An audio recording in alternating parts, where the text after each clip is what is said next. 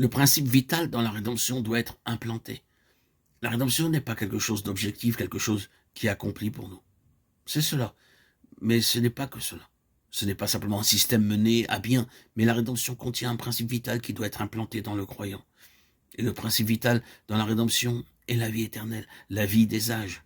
Ainsi, cette rédemption, en menant avec elle son principe vital, nous ramène immédiatement en relation avec Christ avant les temps éternels, comme le donateur désigné de la vie. Et alors, nous sommes dotés d'une vie immortelle.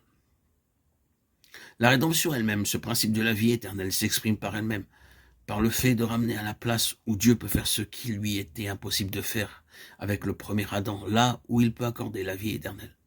Quand nous entrons dans la rédemption, tous les âges de ce monde sont liquidés comme une question de temps, et nous sommes immédiatement transformés en des êtres éternels, reliés au Dieu éternel.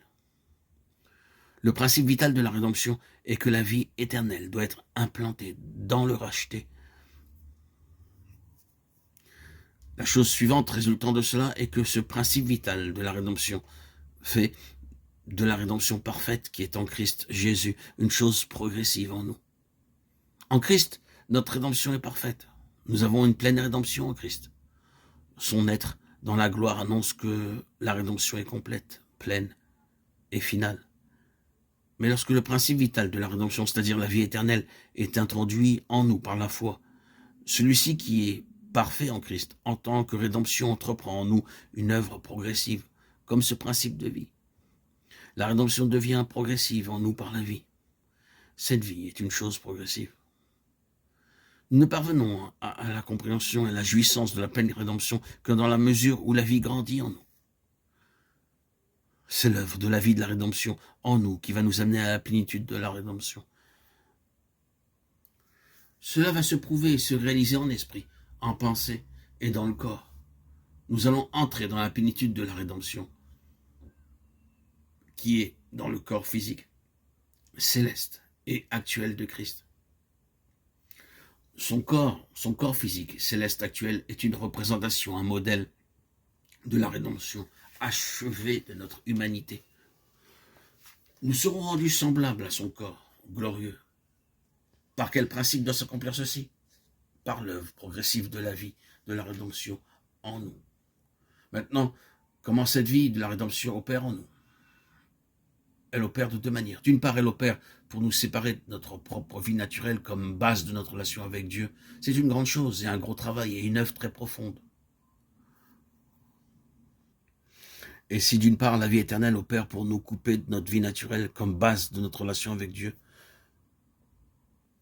d'autre part, ce qui est fait est parfaitement merveilleux. C'est du Seigneur que cela est venu, et c'est un prodige à nos yeux.